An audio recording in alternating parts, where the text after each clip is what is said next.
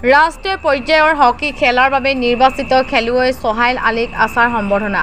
ৰাষ্ট্ৰীয় পৰ্যায়ৰ হকী খেলাৰ বাবে নিৰ্বাচিত খেলুৱৈ সোহাইল আলীক আজি সদৌ অসম আদিবাসী ছাত্ৰ সন্থা আছাৰ সম্বৰ্ধনা জ্ঞাপন কৰে।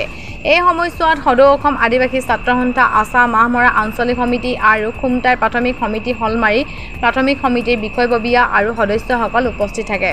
খুমটাই চাহ বাগিচাৰ মহম্মদ কবিৰ আলী পুত্ৰ সোহাইল আলী চৰাইদেউ জিলা হৈ অসম দলৰ প্ৰতিনিধিত্ব কৰি ৰাষ্ট্ৰীয় পৰ্যায়ৰ হকী খেলাৰ বাবে নিৰ্বাচিত হোৱাত খুমটাই অঞ্চলত আনন্দৰ জোৱাৰ। এই সময়ছোৱাত উপস্থিত থাকে আছা মাহমৰা আঞ্চলিক সমিতি সভাপতি কমল টংলা, সম্পাদক ৰাজু চাম্পিয়া, উপসভাপতি বিকি কুৰ্মী আৰু লগতে উপস্থিত থাকে আছা মাহমৰা আঞ্চলিক সমিতিৰ সাংস্কৃতিক সম্পাদিকা ববিতা চবৰ। আজি আমি সদৌ অসম আদিবাসী ছাত্ৰ সন্থা মাহমৰা আঞ্চলিক সমিতি হৈ আজি আমি চৰাইদেউ জিলাৰ খুমটাইত উপস্থিত হৈছোঁ।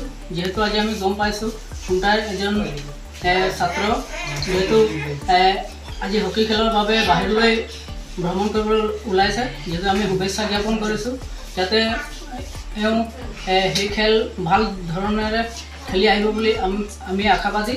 আৰু যিহেতু আমাৰ অসমৰ সুনাম কঢ়িয়াই আনিবলৈ আমিও আশা কৰিছোঁ যাতে সি খেল ভাল প্ৰদৰ্শন কৰক। আৰু যিহেতু তেওঁৰ পঢ়া লিখা চলি আছে আৰু ভাল খেল প্ৰদৰ্শন কৰাৰ পিছত তেওঁ ভাল পঢ়া লিখাত মনোযোগ দিব বুলি আমি আশা কৰিলোঁ।